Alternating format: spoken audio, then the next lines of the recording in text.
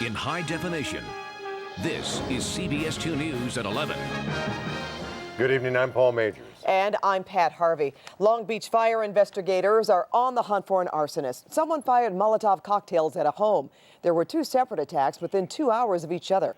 CBS 2 Stephanie Abrams is live in Long Beach, where alert witnesses spotted the devices before anyone was hurt. Stephanie. That's right, Pat. And the families here on 56th Street are on edge tonight after someone tried to firebomb one of their homes. And at this point, fire investigators say they do not know if the attack was random. It sounded like somebody ran into the car. So I looked out the window. When I looked out the window, there was fire. The owner of this house on the 1800 block of 56th Street in Long Beach didn't want to be seen on camera, afraid someone might have targeted her. But she came out to thank her neighbor for helping extinguish two Molotov cocktails thrown at her home. The first time at 8:30 this morning, then an hour later at her car. When I came to that time, it was flames in the middle of both cars. And I started screaming. It was still fire on the back of the car. The other car belonged to the person in the first house connected to hers. Ricky Acevedo says his Ford Focus has an oil leak, which means the 6 people in both homes at the time got very lucky. It could have been a way worse problem. There was oil back there, and if the fire would have hit the oil, it could have probably caught both our cars on fire, and probably the houses also. Everything could have got caught on fire because everything is connected in the back. And in this family neighborhood, they were fortunate no children were playing by the cars. Captain Jackowa Jackson of the Long Beach Fire Department says Molotov cocktails aren't taken lightly, especially in situations like this where people could have died. Whoever it is that did this, they threw one, and then less than 2 hours later, they obviously didn't get the results that they were hoping for, so they came back and they threw a second one. And you had an occupied structure next door. We take that very seriously. I'm just blessed that my kids weren't hurt. This is a pretty quiet neighborhood, and the two families who live in that duplex say they don't have any enemies. So with no motive, investigators are having some trouble finding leads. That's why they ask you call the Long Beach Fire Department if you have any information about these attacks. Live in Long Beach, Stephanie Abrams, CBS 2 News. Breaking news in Colton, the short chase on city streets came to a violent end when a motorcycle going the wrong way struck a passenger car. The 2 people on the motorcycle were seriously injured and taken to the hospital. The driver and passenger in the car suffered only minor injuries. The chase started when a CHP officer tried stopping the motorcycle for a speeding violation. And more breaking news tonight, this time in Sun Valley, where flames ripped through a fruit market on Lankershim Boulevard near San Fernando Road. 70 firefighters knocked it down a little while ago. So far, no reports of injuries. Some local lawmen are breaking ranks, saying that they now support Prop 19, which would legalize marijuana. Some former police officers and prosecutors have come out in support of Prop 19. They say the drug laws are impossible to enforce and that trying to do so takes valuable resources away from where they're most needed. The issue goes before voters in November. Prop 19 supporters argue that decriminalizing pot will actually cause a decrease in crime, but not everyone agrees. The so-called war on drugs diverts resources from the kinds of crimes that more directly affect people: burglaries, robberies, rapes, crimes of violence. Possession of less than an ounce of marijuana is a citation. It takes 5 or 10 minutes of our time. This is going to create more issues from us because, again, we're going to have drug drivers out there. And you look at the challenges and problems we've had with alcohol, now you're going to have another intoxicant released on the roadways. Chief Rainey says if marijuana is legalized, he's concerned that violence will increase as it has in Mexico, where many people have been hurt by the cartels fighting for control of marijuana sales. New security video shows the massive explosion in San Bruno and the chaos it caused for people in the area. A camera at a gas station caught the huge fireball, causing stunned bystanders to run for safety. Drivers headed toward the flames quickly turned around. Shoppers in a grocery store ran in different directions, some of them diving on the ground for cover. Tonight, a 28-foot piece of pipe ripped from the ground is headed to Washington, D.C. as part of a large investigation by the NTSB. PG&E announced it's setting up a $100 million fund to help with the rebuilding effort. The blast killed 4 people, and 4 people are still missing. Well, that gas blast in San Bruno has many people worried about their local neighborhoods. Some residents of San Pedro fear explosions in the big gas tanks there, and they're hoping officials will now take their concerns seriously. Let's show you the area we're talking about. It's near Gaffey and Westmont, where some giant liquid propane tanks have some residents quite concerned. CBS 2's Amy Murphy is live with their worries. Amy. Paul, some residents say these enormous tanks behind me have been cause for concern for decades. As you mentioned, they contain liquid propane, and some residents fear a situation far worse than San Bruno. This San Pedro resident says she has been warning the city for years about the potential for a deadly gas explosion. But instead of a natural gas catastrophe like San Bruno, she fears a liquid propane or butane blast. With all due respect to San Bruno, it would dwarf the kind of calamity that they've just had up there. Tonight, Janet Gunter presented this aerial overview to the city. This is what she and other residents are calling a recipe for disaster. This LPG facility has 25 million gallons of liquid propane gas, highly, highly explosive commodity. And we're all sitting there like sitting ducks, and have been for many years, without any recourse or anyone listening to our pleas. These are the tanks here around the circle. All right, there are two 12.5 million gallons of LPG butane sitting directly on the Palos Verdes fault line right there. There's a Home Depot here within 500 feet. There are two high schools. Gunter says this drainage ditch leads from the tanks directly to LA Harbor. If you have a rupture or a leak in one of these tanks, it goes along, and what happens is any kind of ignition source, like San Bruno, could be a cell phone. So then you've got the 110 freeway here, you've got the Port of Los Angeles here, and you've got all these residents, thousands of residents. Clearly, these Rancho LPG tanks have been here for many years without incident. But in light of what's happened in San Bruno, many residents are wondering what now is happening in their own backyards. Rancho LPG Holdings issued this statement. The company is committed to the safe and professional operation of their facility and will work with residents to address any concerns they might have. Live in San Pedro, Amy Murphy, CBS 2 News. A final salute tonight to a local Army medic who died in the line of duty in Afghanistan. Tonight, the parents of Sergeant Raymond Alcaraz reflect on a son they now have to say goodbye to. CBS 2's Melissa McCarty sat down with the family. A family shaken with grief.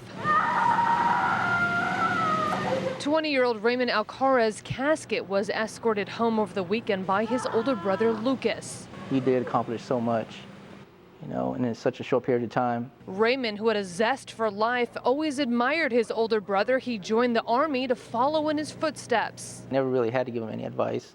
You know, he was his own person. Raymond was a combat medic stationed in the Logar province of Afghanistan. He's loved helping people.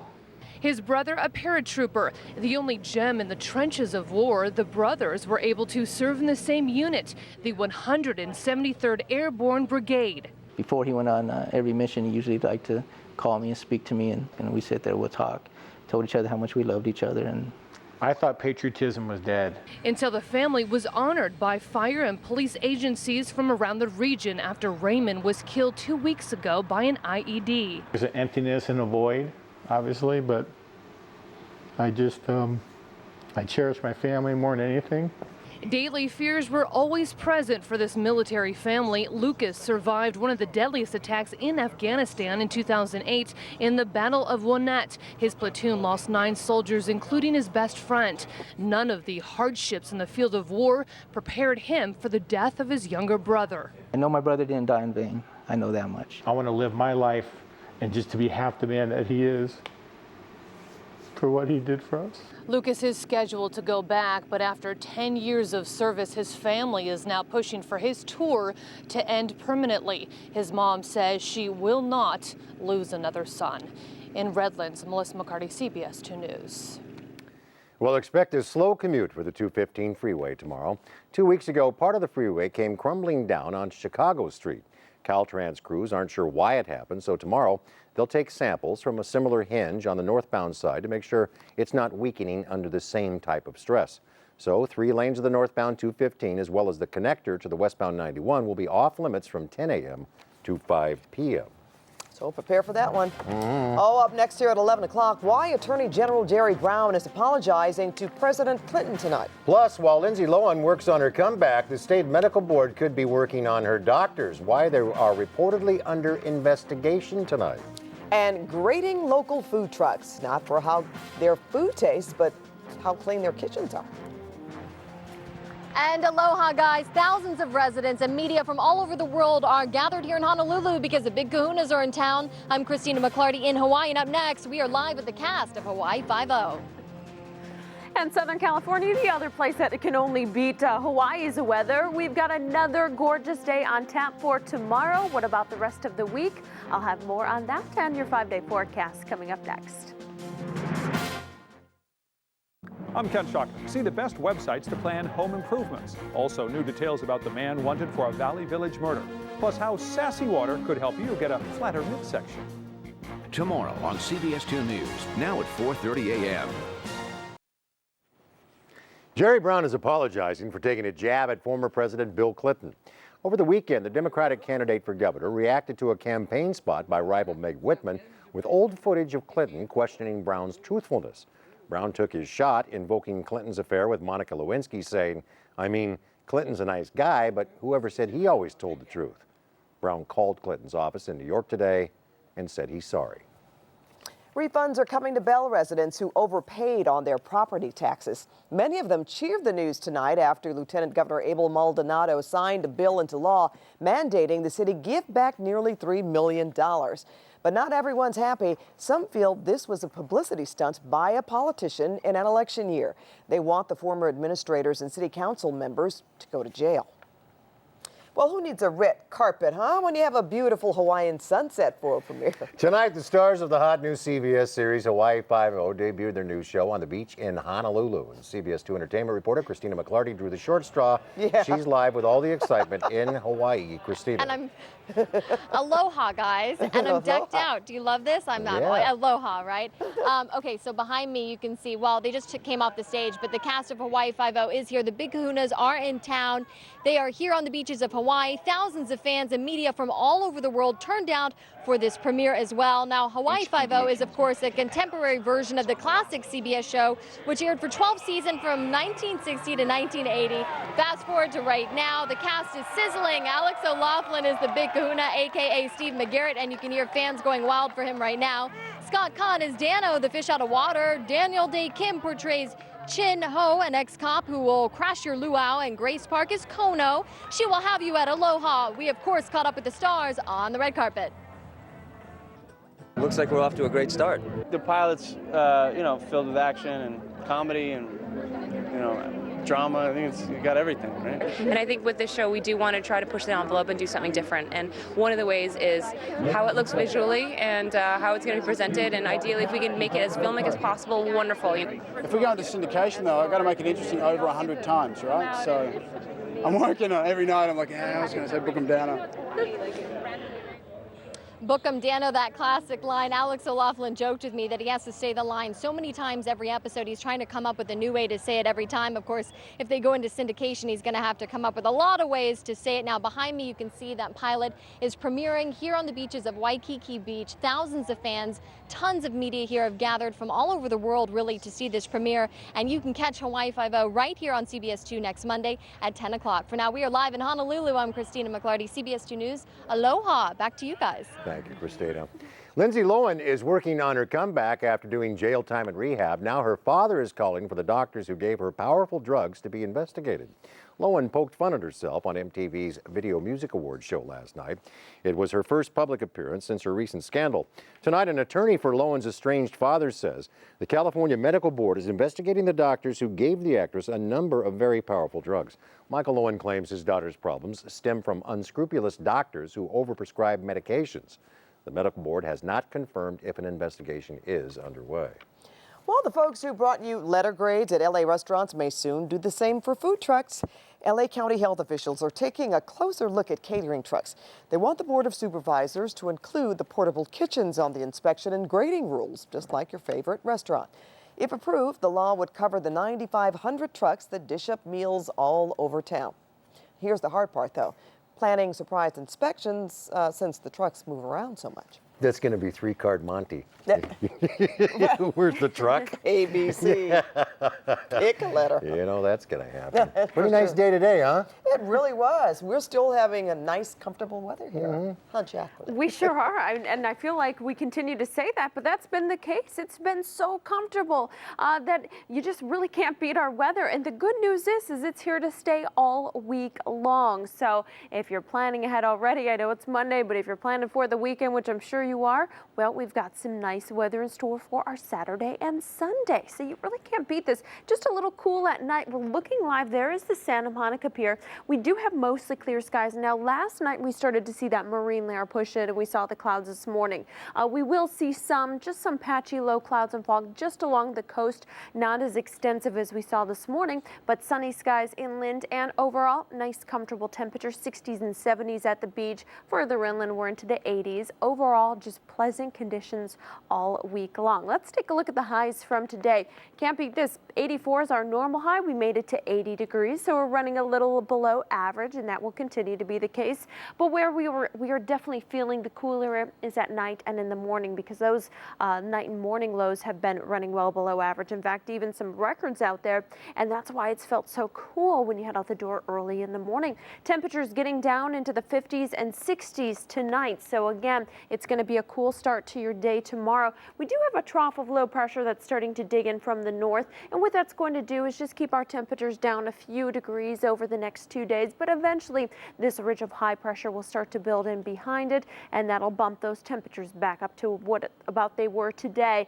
Overall, when we talk about the up and down temperatures of this week, we're just talking about a few degrees here and there. So if you like today, you're pretty much going to like the rest of the week. And again, that sort of weather even expected into the weekend. Let's take a quick look out into the Atlantic. We've been talking about Hurricane Igor, and now this is still a Category 4. Winds down to 140. It could be bumped up again tomorrow, and there is a chance it could make Category 5 status. It is moving to the west at 9 miles an hour, but expected to eventually make that turn to the northeast. So not expected to make an impact on land, but again, that can always change as we get closer to the end of the week, so we'll keep you posted.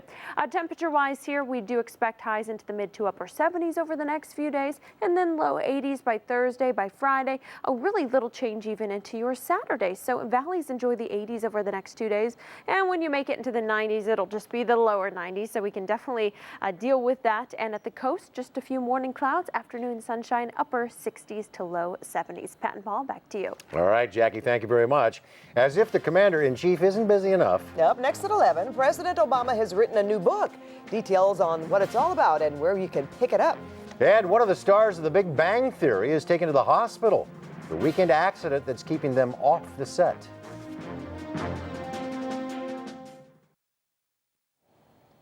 President Obama has written another book, this time a children's book. We're told Mr. Obama wrote it before he became president. It's called Of Thee I Sing, A Letter to My Daughters. It's a tribute to 13 groundbreaking Americans, including George Washington, baseball great Jackie Robinson, and artist Georgia O'Keeffe. The president will donate his profits to a scholarship fund for the children of fallen and disabled soldiers. The book will be available in November. One of the stars of The Big Bang Theory will miss tomorrow's taping of the hit CBS show. Kaylee Cuoco broke her leg this weekend in a horseback riding accident. She was taken to the hospital and won't be able to make this week's taping. Instead, she'll have to shoot her scenes next week, and if she can't do that, they will then write around her. Well, coming up at 11 o'clock, who says playing video games is a waste of time? The hidden benefits just uncovered by researchers. I'm Jim Hill. Coming up in sports, Rafael Nadal and Novak Djokovic battled the rain and each other for tonight's finals at the U.S. Open Tennis Championships in New York. Have all those highlights and a lot more for you. That's next in sports. We begin sports tonight in tennis, and with the victory over Novak Djokovic in today's rain-delayed U.S. Open finals, Rafael Nadal would become just the 7th player in history and the second youngest to capture the Grand Slam, a career Grand Slam. Nadal hasn't lost a set the entire tournament. The first set, Djokovic and Nadal are really battling at 2 games apiece. The two would rally back and forth before Nadal wins on the overhead. Nadal would win the first set by a score of 6-4 as Djokovic takes out his frustration on his racket, and he's really upset about that. But in the second set, the rain returned. The match was delayed about an hour and a half. After the delay, Djokovic took the second set. Now in the third, Djokovic hits a great backhand volley, but somehow Nadal gets to it. Djokovic hits an overhead smash, but Nadal responds with a forehand winner. Nadal takes the third set 6-3. And now it's match point for Nadal. After a short rally, Djokovic's forehand goes wide. Rafael Nadal wins. The scores 6-4, 5-7, 6-4, and 6-2, completing the career Grand Slam. You know, that's more than what I dreamt, you know, so it's just amazing being here in this final for me. Just arrive to this final was amazing, and right now have the trophy here in a few seconds with my hands. Gonna be unbelievable. Okay, NFL football for you now. The Chargers open up the 2010 campaign tonight in Kansas City against the Chiefs. San Diego, the four-time defending AFC Western Division champions, were looking for their sixth straight win against Kansas City.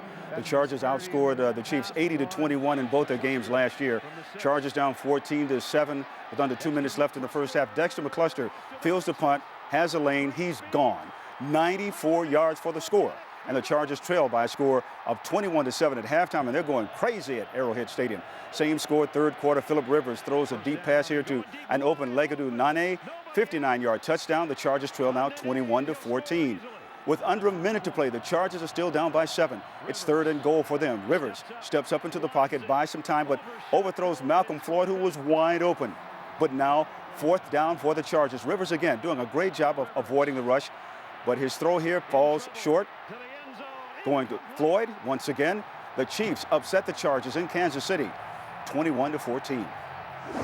Meanwhile, the Jets welcome the Baltimore Ravens to the new Meadowlands Stadium tonight. With under a minute left in this game, the Jets are trailing 10-9, have to go for it on fourth down. Mark Sanchez passes to Dustin Keller, but Keller just cannot pick up the first down.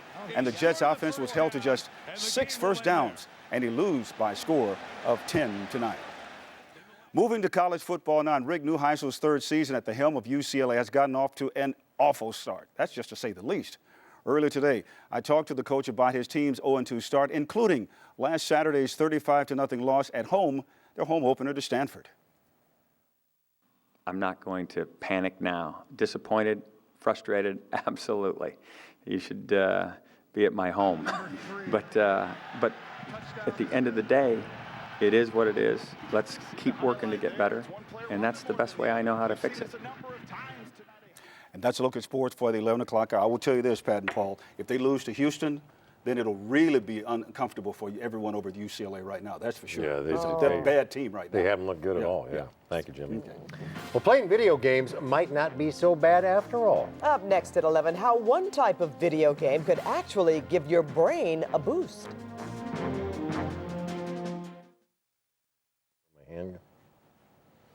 Millions of Americans play video games, sometimes several hours a day. Now it seems all that World of Warcraft and Halo isn't such a bad thing.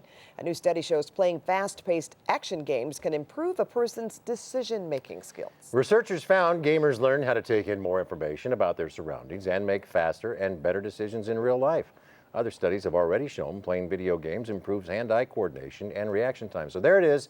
Stay home from school and play video games 40, 60 hours a week, kids.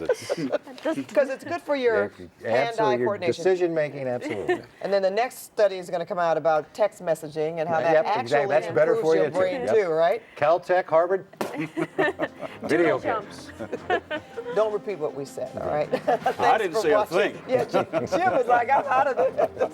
Thanks for watching CBS 2 News at 11. Put me in that one. Those us under the bus.